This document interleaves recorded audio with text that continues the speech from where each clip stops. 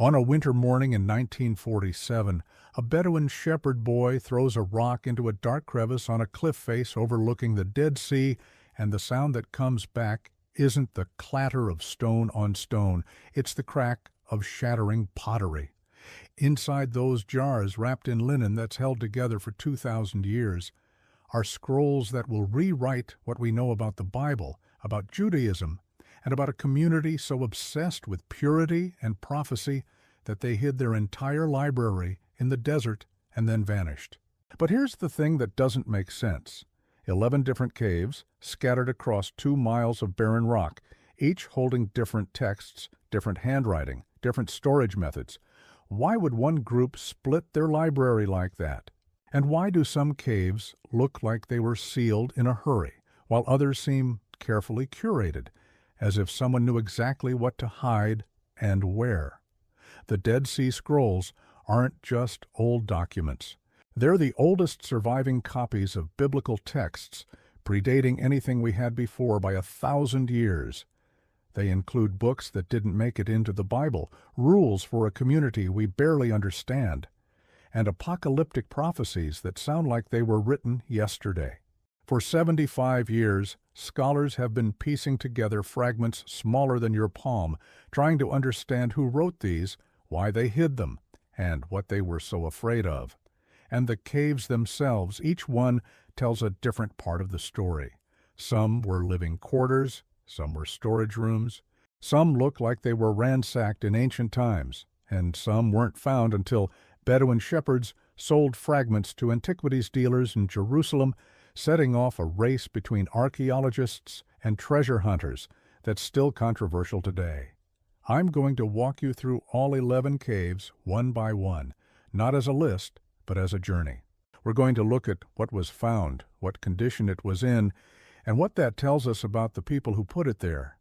We're going to talk about the caves that changed everything, the caves that raised more questions than answers, and the one cave, Cave 4, that held more than half the entire collection but looked nothing like the others. By the end, you'll understand why this isn't just about ancient scrolls. It's about control. It's about who gets to decide what's authentic, what gets published, and what story gets told. Let's start where it started. Cave 1 was discovered by accident, but what came out of it was no accident. When that Bedouin shepherd, his name was Mohammed Dib, though some sources dispute even that detail, climbed into the cave in early 1947, he found several intact jars, tall clay vessels with bowl-shaped lids. Most were empty, but a few still held scrolls, wrapped so tightly in linen that they looked like ancient cigars. He didn't know what they were. He thought maybe they were leather he could sell, so he took them back to his camp, and eventually they made their way to an antiquities dealer in Bethlehem named Kando. Kando showed them to a Syrian Orthodox archbishop named Mar Samuel, who bought 4 of them. 3 others ended up with a professor named Eleazar Sukenik at Hebrew University, and right there, before any archaeologist had even seen the cave, the scrolls were already divided, already tangled in questions of ownership and authenticity. When archaeologists finally got access to Cave 1 in 1949, 2 years after the discovery, the site had been disturbed. Bedouin had been in and out. The jars were broken, but what remained was enough to confirm that this was something unprecedented. The texts included a complete scroll of the book of Isaiah, nearly identical to the version we have today, proving that the biblical text had been transmitted with astonishing accuracy. There was also the community rule, a manual of discipline for a religious sect that practiced communal living, ritual baths, and strict hierarchies. There was the war scroll describing an apocalyptic battle between the sons of light and the sons of darkness. And there was the Habakkuk commentary, which took an Old Testament prophet and reinterpreted it to fit the sect's own time and struggles. These weren't just copies, they were living documents, annotated, interpreted, owned. Cave 1 was also the deepest cave, the most carefully sealed. The jars were deliberately placed. The scrolls were wrapped with care. This wasn't a hiding place chosen in panic. This was a library stored with intention. And that raises the first big question. If Cave 1 was the main archive, why are there 10 other caves? Cave 2 was found in 1952, about a kilometer south of Cave 1, by Bedouin, who were now actively searching the cliffs. They found fragments, mostly broken pieces of scrolls, but no complete texts. The fragments included parts of Exodus, Ruth, and some non-biblical works, including a text called the Apocryphal Prophecy of Jeremiah. The cave itself was shallow, more of a niche than a chamber. There were no intact jars. Everything had been disturbed either by ancient looters or by natural erosion. Some scholars think Cave 2 was a secondary storage site, maybe used for texts that were less important or less complete. Others think it was looted in antiquity, and what the Bedouin found in 1952 was just what the looters left behind. Cave 3 is famous for one thing: the copper scroll. Found in 1952, this wasn't written on leather or papyrus. It was etched into 2 sheets of copper that had oxidized and fused together over the centuries. When researchers finally cut it open in Manchester in 1955, using a specially designed saw because the metal was too fragile to unroll, they found a list. 64 locations, descriptions of buried treasure. Gold, silver, sacred vessels, all hidden in places around Jerusalem and the Judean desert. The Hebrew was rough, full of Greek loanwords, written in a style that didn't match the other scrolls. Some scholars think it's a genuine inventory, maybe from the Second Temple before it was destroyed in 70 CE. Others think it's a fantasy, a folklore document, maybe even a decoy meant to mislead Roman soldiers. The problem is that none of the treasure has ever been found, and most of the locations are impossible to identify now. Cave 3 also had fragments of biblical and non-biblical texts, but the copper scroll dominates everything. It doesn't fit. It's written in a different hand, a different material, a different mindset. And that's important because it means the caves weren't all used the same way. Some were libraries, some were hiding places, and maybe some were decoys. Cave 4 is where things get complicated. Found in 1952 by archaeologists and Bedouin almost simultaneously, leading to a chaotic scramble for fragments, Cave 4 wasn't really a cave. It was a hollowed-out chamber in the Marl Terrace, right next to the Qumran settlement. You could see it from the ruins. It was basically a storage room carved into soft rock. And it held more than 15,000 fragments from over 500 different manuscripts. That's more than all the other caves combined. But here's the strange part. The scrolls in Cave 4 weren't in jars. They were piled in heaps. The conditions were terrible. Exposure to wind, moisture, insects. Many of the texts were barely legible, torn into pieces the size of postage stamps. Scholars have spent decades trying to reassemble them, matching fragments by handwriting, by the shape of the tier, by the Hebrew dialect. Some fragments are still unidentified. Some have been lost. Some were sold on the black market before archaeologists could catalog them. Cave 4 contained biblical texts, of course, fragments of every book of the Hebrew Bible except Esther. But it also held sectarian works. More copies of the Community Rule, the Damascus Document, commentaries on Psalms and Isaiah, liturgical texts, calendrical texts, and something called the Songs of the Sabbath Sacrifice, a mystical work describing angelic worship in a heavenly temple. The variety is staggering, and the condition suggests that these weren't carefully preserved. They were dumped, maybe in a hurry, maybe during the Roman siege in 68 CE, when the settlement at Qumran was about to be overrun. Some researchers argue that Cave 4 was the main library of the Qumran community, and that the scrolls were moved there from the settlement buildings when the threat became imminent. Others think Cave 4 was always a genizah, a storage place for worn-out sacred texts that couldn't be destroyed but were no longer usable. Jewish law forbids the destruction of texts containing the name of God, so old scrolls were often buried or hidden away. If that's what Cave 4 was, then it wasn't a library at all. It was a graveyard for books. The debate matters because it affects how we understand the whole collection. Were the scrolls hidden to protect them, or were they discarded because they were already obsolete? Cave 5 was discovered in 1952, close to Cave 4. It was small, and it yielded only a few fragments, mostly biblical, parts of Deuteronomy, Kings, Isaiah, Psalms. There were also some non-biblical texts, including a poorly preserved copy of the Rule of the Community. The fragments were in bad shape, suggesting that this cave, too, had been exposed to the elements or disturbed in antiquity. Nothing in Cave 5 changed the overall picture, but it added to the sense that the caves were part of a larger network, not isolated incidents. Cave 6, found in 1952, was another shallow niche. It contained fragments written on papyrus rather than leather, which is unusual. Papyrus is more fragile, harder to preserve in the desert climate. The texts included a fragment of the Damascus document and some biblical psalms. But the most intriguing find was a collection of unidentified Hebrew and Aramaic texts, too fragmentary to fully reconstruct. The handwriting was different from the other caves, smaller, more cursive, possibly from a different scribe or a different time period. Then there's a gap. Caves 7, 8, 9, and 10 were all found in 1955 in a series of expeditions led by archaeologists who were trying to beat the Bedouin to any remaining sites. These caves yielded very little. Cave 7 is the most controversial, but not because of what was found, it's because of what people claim was found. The cave contained about 20 fragments, all written in Greek, which is unusual because almost all the other scrolls are in Hebrew or Aramaic. Most of the fragments are too small to identify.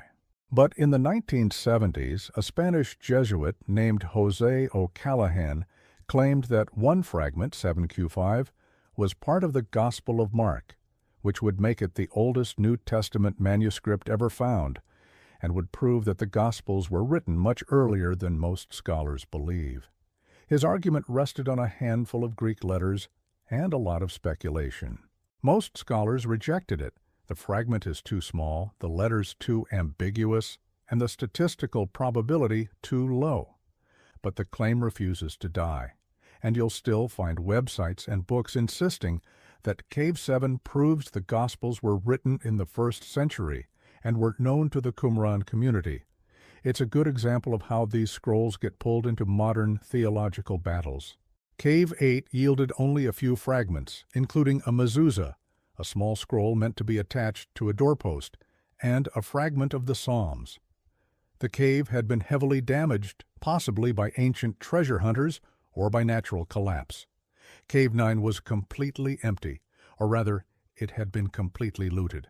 Archaeologists found only a single blank piece of parchment. Some think it was a decoy meant to draw looters away from the real hiding places. Others think it was just bad luck. Cave 10 yielded a single ostrakhan, a pottery shard with writing on it containing a single name. That's it. One name written in Hebrew. Scholars aren't even sure what the name is or what it means. It's a dead end. Cave 11 was discovered in 1956 by Bedouin, and it's the last major cave, the final act. And what a finale. Cave 11 contained some of the longest and best preserved scrolls ever found, including the Psalm scroll, which includes not only the canonical psalms but also additional compositions not in the Bible. There was the Temple Scroll, the longest of all the Dead Sea Scrolls, a detailed blueprint for an idealized temple that was never built, with measurements, rituals, purity laws, and a calendar that doesn't match the one used in Jerusalem. The Temple Scroll reads like a divine architectural manual, and it's written in the first person, as if God himself is giving the instructions. Some scholars think it was meant to replace the Torah. Others think it was a sectarian fantasy, a rejection of the corrupt temple in Jerusalem. Cave 11 also held the Targum of Job, an Aramaic translation of the biblical book, and fragments of a text called Melchizedek, which reimagines the mysterious biblical priest as a heavenly warrior who will lead the final battle against evil. The preservation in Cave 11 was remarkable. The scrolls were still in jars, still wrapped, as if time had stopped.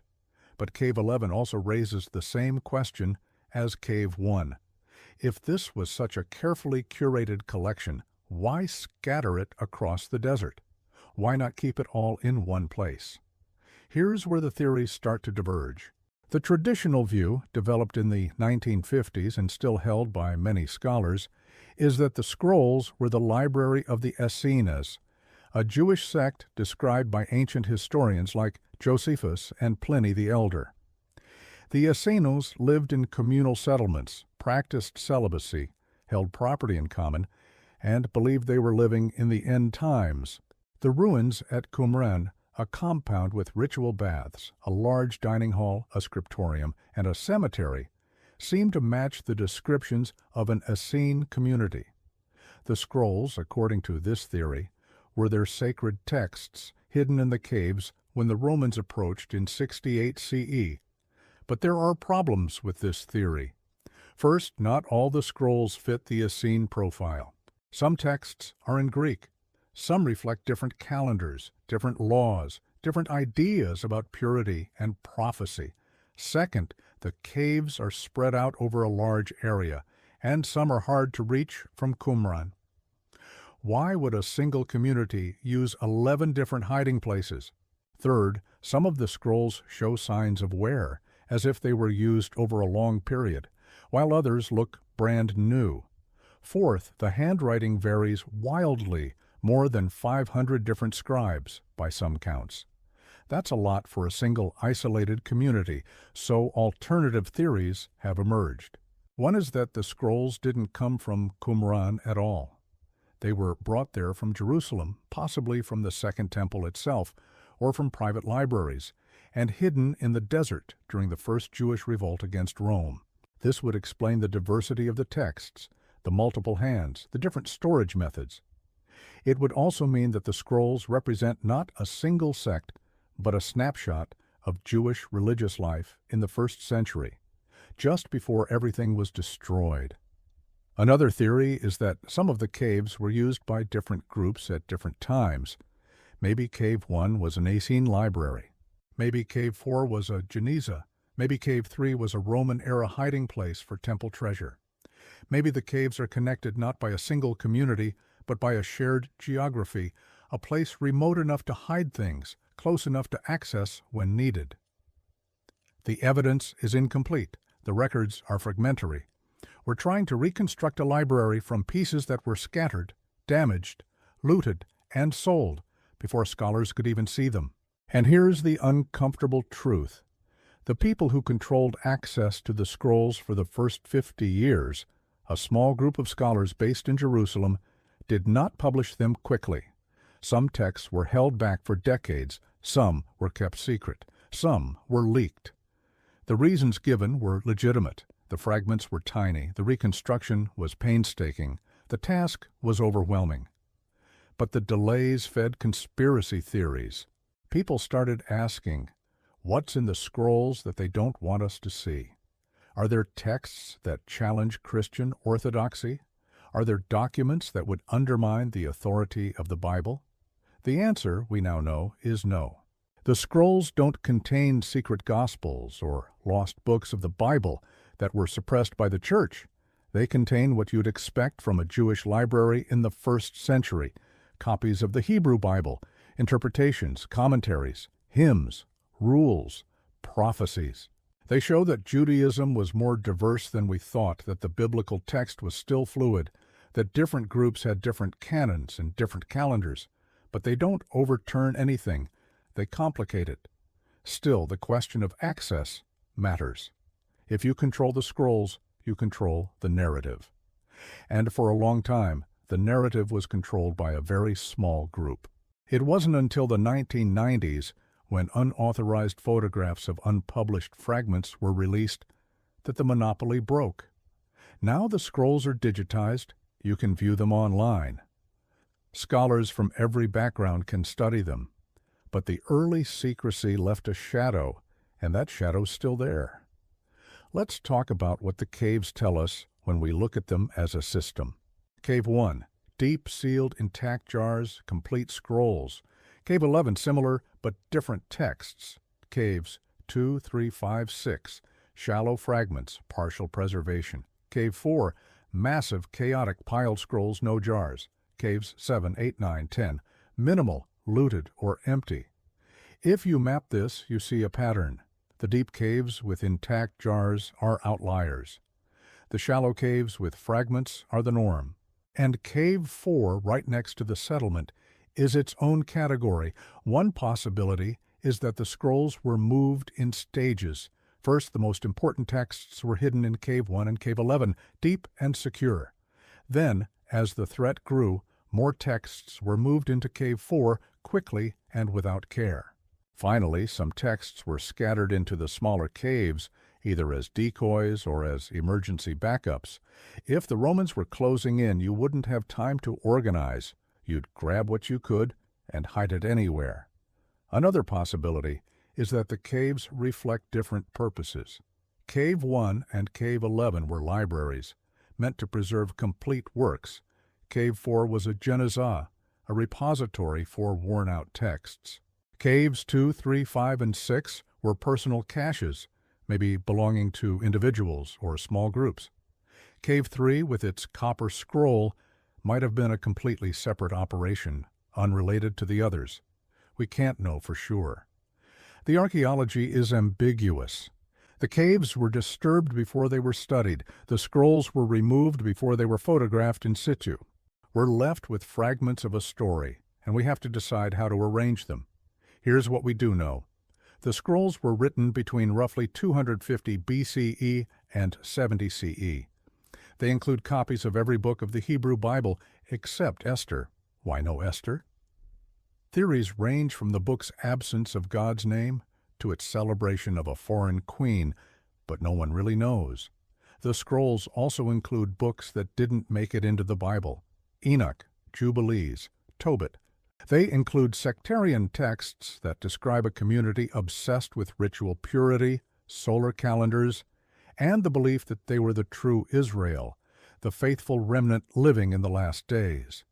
They include apocalyptic prophecies that describe cosmic battles, angelic hierarchies, and the coming judgment. And they include commentaries that interpret the Bible as if it's a coded message about their own time. The people who wrote these scrolls believed they were living at the end of history. They believed the temple in Jerusalem was corrupt.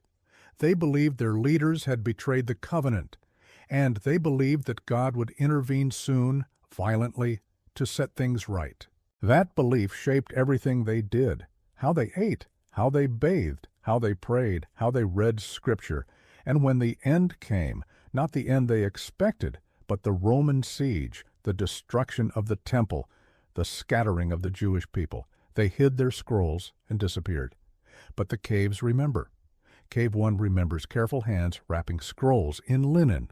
Cave 4 remembers a hurried scramble, parchment piled in the dark. Cave 3 remembers someone etching a treasure map into copper, maybe as a last desperate hope, maybe as a cruel joke. Cave 11 remembers a vision of a perfect temple that would never be built. And the empty caves 9, 10 remember that sometimes you hide something so well that even you can't find it again. The Dead Sea Scrolls didn't just survive by accident. They survived because people made choices: what to save, where to hide it, how to protect it. And those choices are still shaping what we know. Every fragment that was sold instead of excavated is a piece of context we've lost. Every scroll that sat unpublished for 50 years is a delay in our understanding. Every cave that was looted before archaeologists arrived is a story we'll never fully recover. But what we do have is astonishing. We have a window into a world that was about to vanish. We have the oldest biblical manuscripts ever found, showing us how the text was transmitted, translated, interpreted. We have the writings of a community so convinced they were right that they were willing to stand against the most powerful empire in the world. And we have the physical evidence, the caves, the jars, the fragments, that this wasn't a myth. These people were real. They lived, they wrote, they hid their work, and they vanished. The question that haunts me is this: what did they think would happen? Did they believe they'd come back for the scrolls after the Romans left? Did they think someone else would find them and understand? Or did they know they were writing for us, for people 2,000 years later, who would piece together their words and try to understand what they believed and why it mattered? I don't think we can answer that, but I think the fact that we're asking it means the scrolls did their job, they survived, they speak, and they won't let us look away. If you want to dive deeper into any specific cave or text, leave a comment with the one you're most curious about. I'll be covering the copper scroll in detail in the next video, because that story, whether it's treasure, decoy, or legend, deserves its own investigation. And if you found this valuable, passing it along or subscribing helps me keep making these long-form explorations of history's strangest mysteries. The 11 caves at Qumran weren't just hiding places. They were decisions. Decisions about what to save and what to risk, what to remember and what to forget. And every decision we make about how to study them, how to interpret them, how to share them, those are decisions too. The scrolls don't belong to scholars or institutions or any one faith tradition. They belong to anyone willing to sit with the fragments and ask, what were these people so afraid of? And what did they love enough to bury in the desert and hope that someday someone would find it and understand? In the end, the caves are silent, but the silence is full